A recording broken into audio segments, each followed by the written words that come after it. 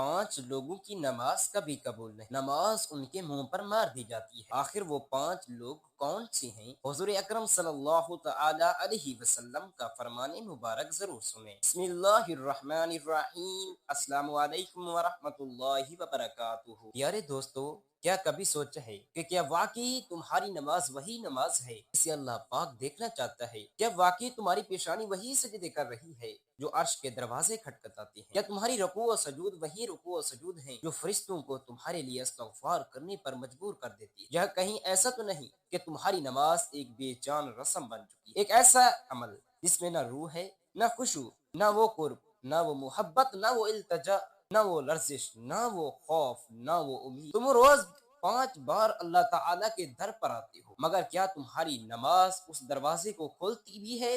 تمہاری زبان تسبیح کے لحاظ اپنے الفاظ دہراتی ہے، مگر کیا تمہارا دل بھی وہی بولتا ہے؟ تمہاری پیشانی زمین پر جھکتی ہے، مگر کیا تمہاری روح بھی اللہ کے آگے جھکی؟ یہ تمہارے سجدے، تمہارے رکوع، تمہاری تکبیریں محض ایک روٹی بن چکی؟ ذرا رک کر سوچو، کہیں ایسا تو نہیں کہ تمہاری نماز نماز ہی ہو نہیں رہی؟ کہیں ایسا تو نہیں کہ تمہاری نماز ایک ایسا خط بن چکی ہے جو لکھا تو جاتا ہے مگر اس کا کوئی پتہ نہیں، اس کا کوئی نامہ بر نہیں، اس کا کوئی سننے والا نہیں؟ تم گمان کرتے ہو کہ تم نے نماز ادا کر لی، مگر حقیقت میں تمہاری نماز آسمان تک پہنچی ہی نہیں۔ تم نے تو دل لگا کر قیام کیا، رکوع کیا، سجدے کیے، مگر پھر بھی وہ عرش تک نہیں پہنچی۔ کیوں؟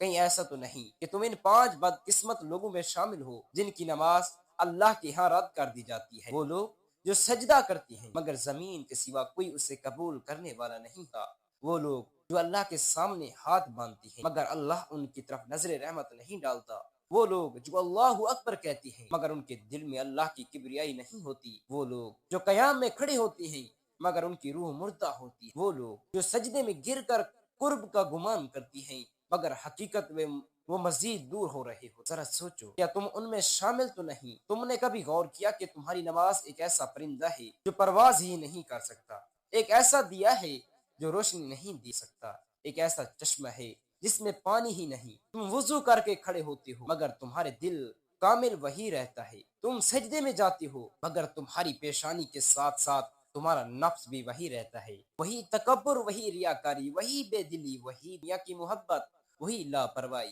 کیا تمہیں واقعی اس بات کا احساس ہے کہ تمہاری نماز رد بھی ہو سکتی ہے؟ کبھی غور کیا کہ تمہاری نماز وہ چابی ہے جو جنت کے دروازے کھول سکتی ہے، مگر اگر وہ چابی ہی صحیح نہ بنی ہو، اگر وہ زنگ آلود ہو، اگر وہ ٹوٹی ہوئی ہو، اگر وہ کسی اور دروازے کے لیے ہو، تو کیا وہ کام دے سکتی ہے؟ نہیں، بالکل نہیں۔ تم روز 5 وقت اس در پر آتے ہو مگر دروازہ بند رہتا ہے، کیوں؟ کیونکہ تمہارے پاس چابی تو ہے مگر وہ قابل استعمال نہیں، تمہارے پاس نماز تو ہے مگر وہ نماز نہیں جو اللہ تعالیٰ چاہتا ہے، تمہارے پاس الفاظ تو ہیں مگر وہ الفاظ نہیں جو اللہ پاک سننا چاہتا ہے، تمہارے پاس سجدے تو ہیں مگر وہ سجدے نہیں جو عرش کے دروازے کھول دیتے ہیں۔ ابھی بھی وقت ہے، ابھی بھی دروازے کھول، تم اپنے سجدے بچا سکتے ہو، ابھی بھی گنجائش باقی ہے، ابھی بھی تم اپنی نماز کو قبولیت کا لباس پہنا سکتے ہو، مگر پہلے یہ سمجھو کہ وہ کون لوگ ہیں جن کی نماز قبول نہیں، اور پھر خود کو ان میں شامل ہونے سے بچاؤ۔ پہلا وہ شخص جس کے سجدے غرور میں گندے ہوتے ہیں، جس کے رکوع میں تکبر کی بو ہوتی ہے، جو اللہ کے در پر بھی خود کو بڑا سمجھتا ہے، جو دوسروں کو کمتر جان کر قیام کرتا ہے، جو اپنی نیکیوں پر فخر کرتا ہے، جو لوگوں کو حقیر سمجھتا ہے اور اللہ کے آگے کھڑا ہو کر بھی اپنے نفس کی بڑائی کے خول میں بند رہتا ہے۔ دوسرا وہ شخص جو نماز کو بوجھ سمجھ کر پڑھتا ہے، جو بس جلدی جلدی اسے نپٹاتا اور چلا جاتا ہے اور پھر اپنے کاموں میں مگن ہو جاتا ہے، جسے نہ خشوع کی پرواہ ہے، نہ قیام کی لذت، نہ سجدے کی سرشاری، نہ رکوع کی عظمت، اس کے لیے نماز بس ایک ایسا فرض ہے جس سے سر سے اتارنا ہے، نہ کہ ایک ملاقات جس کا شوق دل میں بسا ہو۔ تیسرا وہ شخص جس کی زبان تسبیح کرتی ہے مگر اس کے اعمال شیطان کی غلامی کرتی ہے، جو جھوٹ بولتا ہے، جو دھوکہ دیتا ہے، جو کسی کا حق مارتا ہے، جو دوسروں کے ساتھ زیادتی کرتا ہے، جو دنیا کی لالچ میں ہر اصول توڑ دیتا ہے، جو خود کو چلاک سمجھتا ہے مگر حقیقت میں اپنی ہی نماز کو برباد کر رہا ہوتا ہے۔ چوتھا وہ شخص جو اللہ کی نافرمانی سے باز نہیں آتا، جو نماز کے بعد بھی حرام کماتا ہے، جو اپنے کاروبار میں جھوٹ بولتا ہے، جو سود لیتا ہے، جو رشوت کھاتا ہے، جو دوسروں کو دھوکہ دے کر مال کماتا ہے، جو ناپ تول میں خیانت کرتا ہے، جو سمجھتا ہے کہ اللہ کو بس اس کی نماز چاہیے، باقی سب کچھ وہ جیسے چاہے کر سکتا ہے۔ پانچواں وہ شخص جو دل میں نفرت، حسد، بغض اور دشمنی رکھتا ہے، جو دوسروں کے لیے برے جذبات پالتا ہے، جو لوگوں کے خلاف سازشیں کرتا ہے، جو اپنے بھائی کو نقصان پہنچانے کے موقع ڈھونڈتا ہے، جو دوسروں کی عزت اچھالنے میں سکون محسوس کرتا ہے اور پھر سمجھتا ہے کہ اس کی نماز اسے کامیاب کر دے گی۔ کیا تم ان میں سے کسی ایک جیسے تو نہیں؟ کیا تم نے کبھی سوچا ہے کہ تمہاری نماز تمہارے حق میں حج کر رہی ہے یا تمہارے خلاف؟ کیا تم نے کبھی غور کیا کہ تم واقعی اللہ کے در پر جھک رہے ہو یا بس ایک عادت کے تحت کھڑے ہو؟ اگر تم چاہتے ہو کہ تمہاری نماز عرش پر پہنچے، کہ تمہارے سجدے مقبول ہوں، کہ تمہاری تکبیریں تمہاری مغفرت کا ذریعہ بنے، تو پھر تمہیں اپنی نماز کے ہر پہلو پر غور کرنا ہوگا۔ تمہیں اپنے دل میں جھانکنا ہوگا، تمہیں اپنے ارادوں کا محاسبہ کرنا ہوگا، تمہیں اپنے اعمال کا جائزہ لینا ہوگا۔ ناظرین کرام، تمہیں اپنے معاملات کو دیکھنا ہوگا۔ یہ دنیا کی سب سے قیمتی دولت ہے، اس کی حفاظت کرو۔ یہ وہ وحد عمل ہے جو مرنے کے بعد سب سے پہلے تمہارے حق میں یا تمہارے خلاف گواہی دے گا۔ یہ وہ روشنی ہے جو قبر میں تمہارے ساتھ ہوگی، ہمارے ساتھ ہوگی، مگر اگر یہ روشنی بجھ چکی، اگر یہ روشنی دھندلی پڑ چکی، اگر اس میں زندگی ہی نہ ہو، تو اندھیرے کے سوا کچھ نہیں بچا۔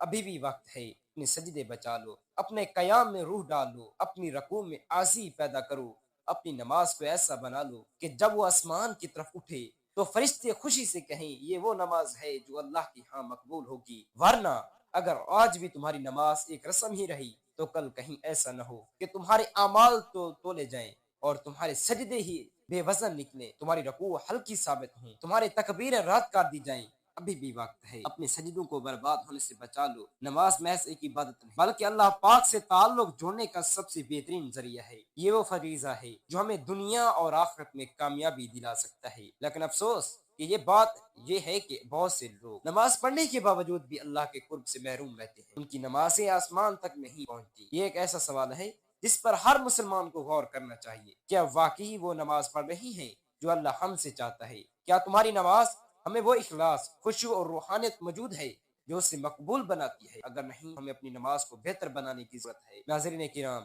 تاکہ یہ ہماری دنیا اور آخرت میں کامیابی کا ذریعہ بن سکے۔ آج کل بہت سے لوگ نماز کو صرف ایک رسمی عمل سمجھ کر ادا کرتے ہیں، ان کے دل میں اللہ کی محبت اور خوف موجود نہیں ہوتا۔ کچھ لوگ دکھاوے کے لیے نماز پڑھتی ہیں، کچھ لوگ دنیاوی مفادات کے تحت، اور کچھ لوگ بالکل غفلت کے ساتھ۔ ایسے لوگ جو صحیح نیت اور صحیح طریقے کے بغیر نماز پڑھتے ہیں، ان کی نماز قبول نہیں ہوتی۔ اسی لیے ہمیں چاہیے کہ ہم نماز کو اچھا پڑھیں۔ ہمیں یہ جاننے کی ضرورت ہے کہ وہ کون سے 5 لوگ ہیں جن کی نماز اللہ کے ہاں رد کر دی جاتی ہے، تاہم ہم اپنی غلطیوں سے بچ سکیں اور اپنی نماز کو بہتر بنا سکیں۔ پہلا شخص جس کی نماز قبول نہیں ہوتی وہ ہے جو تکبر کے ساتھ نماز پڑھتا ہے۔ تکبر اللہ کے نزدیک سب سے ناپسندیدہ صفت ہے اور یہ انسان کے اعمال کو ضائع کر دیتی ہے۔ ناظرین کرام، آپ کو پہلے بھی میں نے بتایا، اور یہ انسان کے اعمال کو ضائع کر دیتی ہے۔ جب کوئی شخص خود کو دوسروں سے برتر سمجھتے ہوئے نماز ادا کرے، اپنی نیکیوں پر فخر کرے، ناظرین کرام، دوسروں کو حقیر جانے، تو اس کی نماز محض ایک رسم بن کر رہ جاتی ہے۔ اللہ تعالیٰ نے قرآن پاک میں فرمایا کہ میں تکبر کرنے والے کو پسند نہیں کرتا۔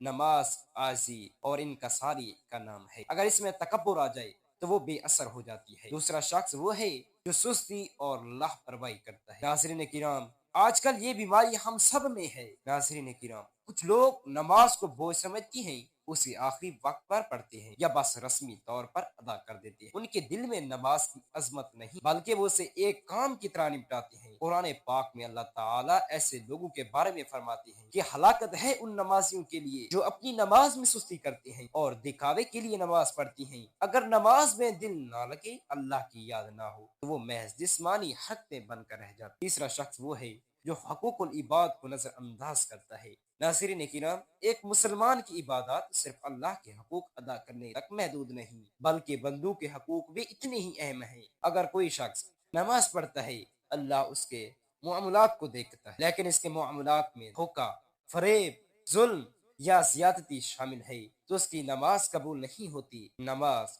اوپر نہیں اٹھائی جاتی۔ نبی کریم صلی اللہ علیہ وسلم نے فرمایا کہ ایک عورت بہت زیادہ عبادت گزار تھی، لیکن وہ اپنی زبان سے دوسروں کو تکلیف دیتی، اس لیے وہ جہنم میں گئی۔ اگر کوئی شخص جھوٹ بولے، دھوکہ دے، اس حق مارے اور ساتھ میں نماز بھی پڑھتا رہے، تو اس کی نماز کا کوئی فائدہ نہ۔ چوتھا شخص وہ ہے جو شراب یا حرام کمائی سے پرہیز نہیں کرتا۔ حدیث پاک میں آتا ہے کہ جو شخص شراب پیتا ہے اس کی 40 دن تک نماز قبول نہیں۔ اس طرح اگر کوئی شخص حرام کماتا ہے، رشوت لیتا ہے، ناجائز طریقے سے دولت حاصل کرتا ہے، تو اس کے کھانے پینے اور عبادات پر بھی اثر پڑتا ہے۔ اللہ پاک برتر ہے اور وہ صرف پاک چیزوں کو قبول کرتا ہے۔ اگر کوئی شخص حرام کمائے اور پھر اسی ہی دولت سے کھائے تو اس کا جسم حرام سے پروان چڑھتا ہے، اور ایسی صورت میں اس کی نمازیں اور دعائیں اللہ کے ہاں مقبول۔ پانچواں، وہ شخص جو دل میں بغض، حسد اور نفرت رکھتا ہے۔ اگر کوئی شخص کسی مسلمان بھائی بہن سے دشمنی رکھتا ہے، اس کے دل میں کینہ بھرا ہوا ہے، وہ دوسروں کی برائی چاہتا ہے، تو اس کی عبادت قبول نہیں۔ نبی کریم صلی اللہ تعالی علیہ وسلم نے فرمایا کہ لوگوں کے اعمال ہر پیر اور جمعرات کو اللہ کی بارگاہ میں پیش کیے جاتے ہیں، لیکن ان لوگوں کے اعمال واپس کر دیے جاتے ہیں جو آپس میں بغض اور دشمنی رکھتے ہیں۔ اگر کسی کے دل میں نفرت،